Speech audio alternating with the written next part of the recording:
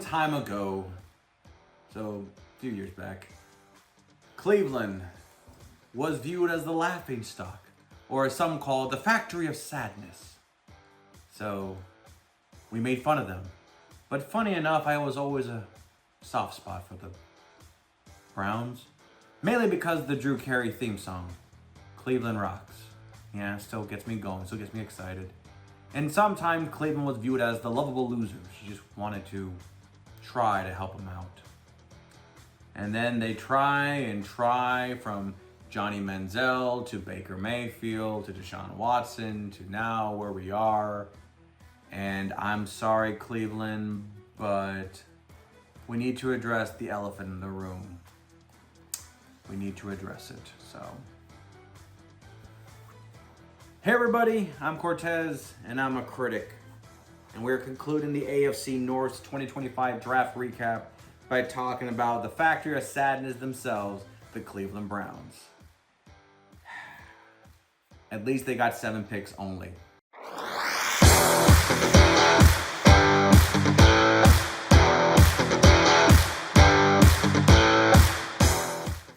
Good that some teams have, in my collection, good hats. Very comfortable, very snuggly on my chrome dome. So, we're going to talk about the Cleveland Browns. We're going to include the AFC North. And we're going to talk about the picks they've made, the decisions they made, the trajectory they did. We all know that Myles Garrett signed a big contract, so he's coming back because money talks more than rings. Let's be real. So we're going to address what they did to get better the Browns and how they're going to navigate this new offense. Like, I'm done!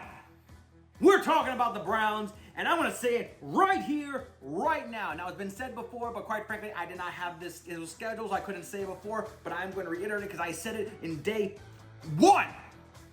The Cleveland Browns drafted Shedeur Sanders to fail him. He was designed to fail. Okay? I'm going to say it publicly. I'm going to say it proudly because, by God, if it doesn't mean to fail, that means the Browns are either incompetent or they're lame or incompetent. And quite frankly, neither one is a compliment. It would have been better if they didn't draft Shedeur Sanders and let him go undrafted, and then he would have gone somewhere else. But no! You drafted Shedeur Sanders for no reason. Now you say you had a reason, but I am sorry, but I can laugh, I can cry, and I have an allergy reaction to bullshit! The Browns are probably the most petty franchise right now for what they're doing with Shedeur. I am sorry. If you don't like him because of his daddy, or you don't like him because of his arrogance, I don't like him, then don't draft him! The controversy behind Shedeur was so stupid that even if it wasn't Shedeur Sanders, I'm still thinking, you traded for a quarterback. You brought Joe Flacco back. You drafted a quarterback who was a Heisman candidate. And then it made no sense. You got 4 brand new quarterbacks on your team. And you spend 3 draft capitals on that.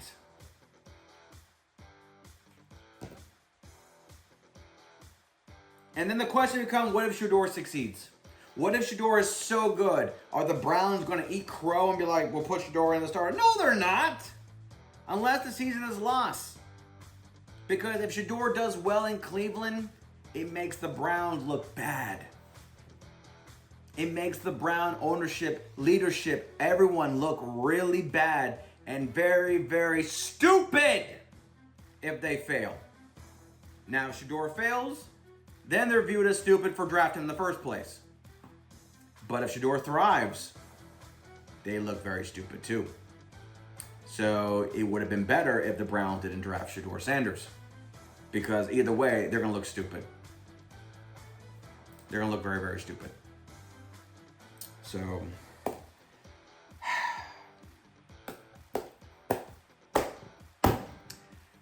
With the 5th overall pick in the 2025 NFL Draft, the Cleveland Browns selected Mason Graham, defensive tackle, Michigan. Now, we all know that there was a trade. And funny enough, the Browns said, sure. So Travis Hunter went to Jacksonville and set up Cleveland. Quite frankly, Travis Hunter was going to a losing team anyway. And as much as Travis Hunter is talented, I don't think he would help Cleveland all that much. He would just make it more exciting. But that's for the Jacksonville video for another time. But Mason Graham was probably led with Will Campbell as probably the most safest of picks. Abdul Carter had an injury, so that was probably why some teams would be considered, we really need him if he's healthy, but the injury is there, but not enough to determine us away. But Mason Graham and Will Campbell are probably the two safest picks I think the team is. And I think with Cleveland trading with Jacksonville, it kind of made that pick easier for them. They're like, oh, okay. And then they watch everyone got the picks that, like I said, we all predicted the order of who's getting picked. It's just that the teams that traded up to get Travis Hunter was the big only factor. But the order was exactly with almost dozens of mock drafts I came across from YouTube to ESPN. They were the same 5 players, 6 players getting drafted in that order. So not a big surprise. It's just the players that got him was the big one. Mason Graham going to Cleveland, teaming up with a originally highly paid defensive end in Myles Garrett and a Cleveland Brown defense that honestly I felt like was kind of an unsung hero for the past few seasons. That basically the biggest reason why people didn't take Cleveland seriously was a quarterback situation, which they quite frankly thought they resolved with Deshaun Watson, which they didn't. So much so that Baker Mayfield's thriving in Tampa, and that there's some people in Cleveland aren't able to admit that, maybe we made a mistake. And some people are so upset that Baker Mayfield's succeeding that they're flat out saying, fuck Baker Mayfield.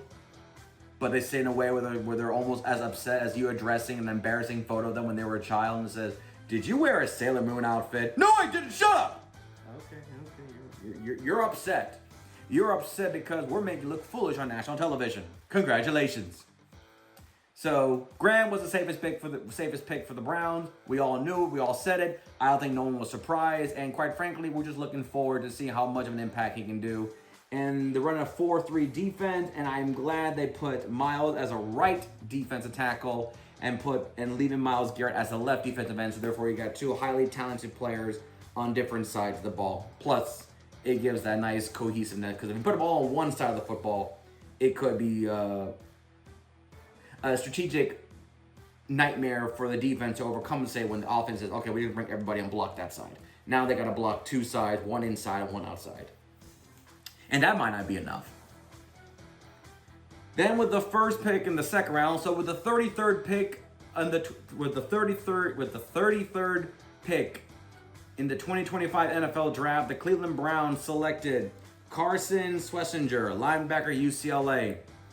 I said before that if you get picked, roughly within the first 50, 45 pick area, I always feel like you were probably projected as a first round pick, but XYZ factors just pushed you to the second round. But you were literally 1 or 2 players away from being a first round pick. So don't look at that. And being the first pick in the second round, you were literally probably one stub toe away from a player in a combine and be pushed to switch out. But Carson is a highly athletic, but Carson, the way he plays, looks more like a safety that just plays linebacker. He does not look bulky. He looks solid. Like I said, he looks like a safety that plays linebacker. Reminding me of a lot of Urlacher in New Mexico. That he just feels like he is way more athletic for the linebacker position. And he's viewed as a weak side linebacker, so definitely feels like he's meant for his speed to make up for the weak side of a defense. So I'm excited for that. Plus, he'd be leaned up on the left side with Myles Garrett in front of him. So quite frankly, if they try to trick Myles Garrett over pursuing, Corey's that speed to make up the play for screen pass or dump off passes. So for the linebacking department, I'll probably say this probably was another safe pick for the Browns as they double up on defensive players. Honestly, you make the argument of saying them re-signing Myles to a big contract is just keeping the acquisition they had. So technically, they got 3 players kind of brand new in a way on their defense, and I feel like that's what the Browns were focused on, get that defense solid, because that might be the biggest claim to stopping the AFC North is their defense stopping their players. And then in a surprise move, 3 picks later, still in the second round, with the 36th pick in the 2025 NFL Draft, the Cleveland Browns selected Quinshon Judkins, running back, Ohio State. Kind of funny that a Michigan guy and an Ohio State guy are teaming up, and they probably played each other. It's kind of funny. Now they're going to be teammates, so now they'll be rooting for each other. It's kind of funny. So Henderson went to New England, to my knowledge, and Judkins went to Cleveland. They literally went back to back when they were drafted, to my knowledge, I think it was. And the biggest question was, I would view Henderson as the speed guy. Get him in space, watch him throw. Judkins, I think he reminds me a little bit more of a physical, not a power back, but a guy that can, like a Joe Mixon type, where he's big but not heavy. He's fast, but he's not blazing speed. Like, if it gets to the fourth quarter and you're up by 6 and you need someone to run the ball, eat the clock, Judkins will do it. Not to mention, if you don't take him seriously or form the tackle, he can take a 3-yard run and take it 60 yards. Not to mention his good hands. He's a physical guy, and when he went to Ohio State, it just solidified, one, his draft status, and plus his conclusion to his great college career. So Judkins coming here to Cleveland, I mean, let's be real. Nick Chubb was, the catalyst, was the guy in Cleveland. And now he's gone. And Judkins is being viewed as number 2 behind Jerome Ford.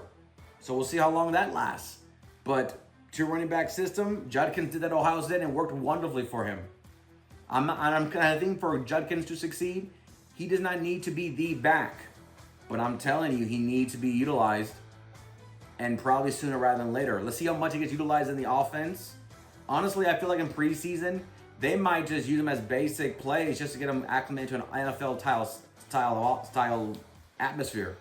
They probably won't utilize all the cool thing until like week 4 or 5 after he plays real level football when there's real stakes, not just a preseason of nothing matters. So Judkins, the player that, where he was drafted, still, like I said, it kind of screams that he could have been a first-round pick. He could have been a first-round pick. Just the players that needed him didn't. So him going to Cleveland, honestly, is probably the best advantage for him anyway. Then we go to the 3rd round. With the 67th pick in the 2025 NFL Draft, the Cleveland Browns selected Harold Fenton Jr., tight end, Bowling Green. I've heard a lot of great things about this tight end, from scouts to combine. I'm doing it, because let's be real. David Njoku, somehow he is not breaking apart. Honestly, I feel like he's playing better the past few seasons than he has been before that. I think before the Joe Flacco came in to get the comeback player of the year, Njoku was viewed as almost as a casualty. Like, he could have been traded for a 3rd or 4th round pick and some capital, because he was just like, he's good, but he's just not the same guy. I feel like Njoku was very talented as a Hurricane, and when he got drafted, I feel like he never reached the same level as George Kittle or even TJ Hawkinson that most rookie tight ends probably got. Mainly because of the Brown, maybe because the quarterback situation was so mystery that he never could do it. But I feel like Njoku, if he were to go on a competitor team, he'll be a Pro Bowler. Easy. Not to mention probably be a big factor in the team's Super Bowl run. And then Njoku was on the Bills, the Bengals, the Chiefs, the Lions, the Bucks, Eagles, Rams. He will make that team 2 or 3 games better in wins because of what he can do. So that's what I'm thinking. And what's funny is that Njoku, I will rely more than the Falcons tight end in Pitts. And Pitts is supposed to be a little bit more athletic. Pitts is supposed to be more like a receiver that plays tight end. Njoku is a thick receiver. And then the Browns getting Fenton Jr., I think it's supposed to help Njoku with longevity. Get him some rest, get him some time. But Njoku with fresh legs is explosive. And especially if they're projecting that Joe Flacco will be the starter. Joe Flacco really helped Njoku during his comeback year by getting him a lot more catches and probably gotten Njoku more representation, probably got a better contract. So to me, yes, he's due as the backup, but let's be real. 2 tight end system for the Browns with a running back like Judkins. Yeah, if the quarterback thing gets squared away, the Browns look solid to make noise and to potentially compete. I'm being for real. Okay, let's address it. Still in the 3rd round. With the 94th pick in the 2025 NFL Draft, the Cleveland Browns selected Dylan Gabriel, quarterback, Oregon. The left-handed quarterback from UCF to Oklahoma to Oregon finally gets drafted to the NFL. He was a Heisman Trophy candidate that even some will be like,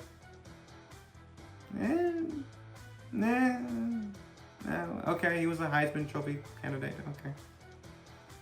Okay, sure. No. I mean, we know he's not going to win it, so which is a case of, okay.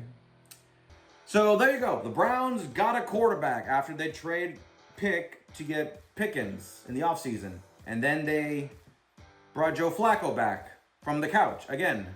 And then you got Deshaun Watson, but he tore up his body again, so he's not playing. So you got Dylan. Okay. So everyone probably said, and that's that.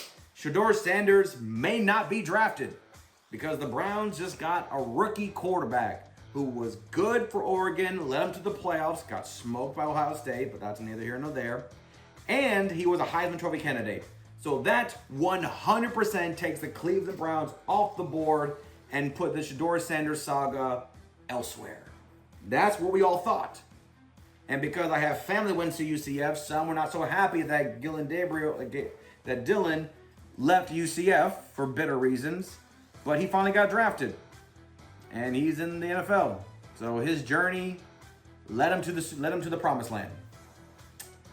No disrespect. Is Dylan Gabriel better than Shedeur?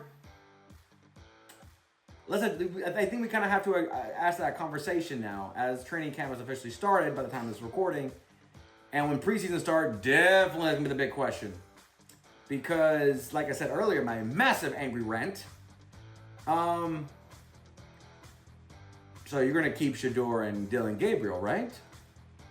I mean, you traded for Pickens, so you're not getting rid of him, and you brought Flacco back, so...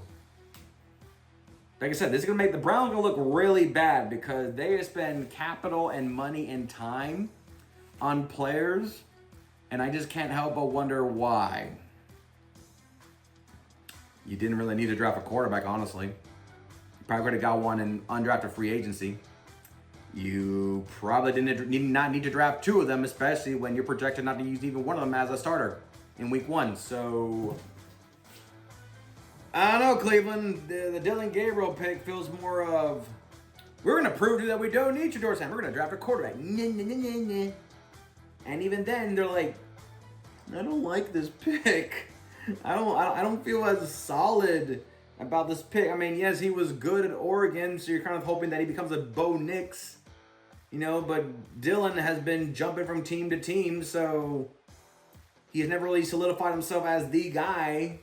And you're like, okay, so here we go. And I feel like Cleveland was, in a weird way, making a statement to everybody's thinking, we're not getting Shedeur Sanders. Stop asking us. Please, for the love of God, stop asking us. We got our quarterback. We got a rookie. Could be number 3. Shut up. And I think everyone was like, okay, fine, we'll stop asking. Fine.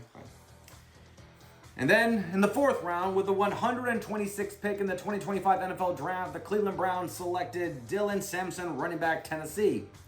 So Chubb is gone, so they got Judkins, and you kind of want another running back in there. Running back by committee, nothing too crazy.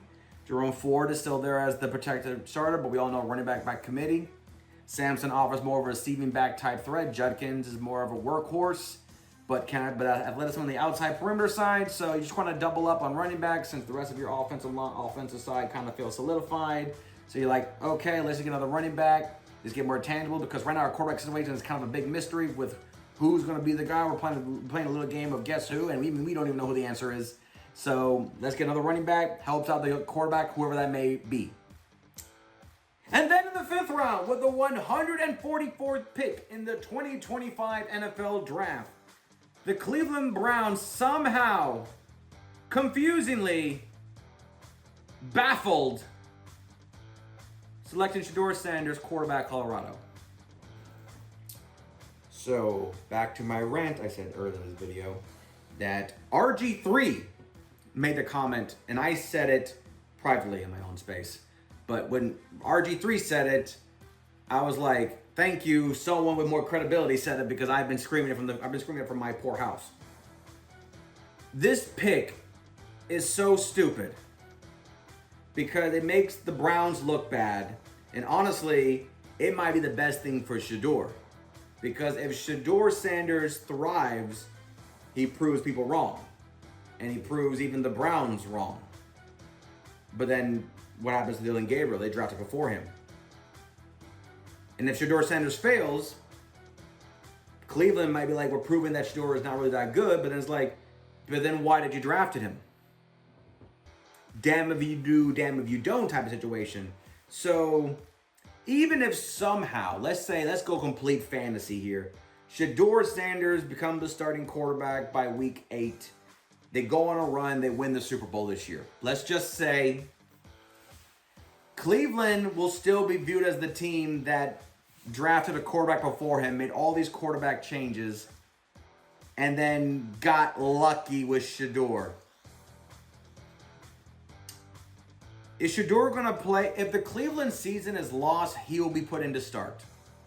And the sad thing is that for that to happen, they got to put Dylan Gabriel probably first. This whole quarterback situation with Cleveland just adds to another legacy. With Watson now no longer being the factor. He's injured, he's out, and honestly, you're thinking, thank God, good riddance.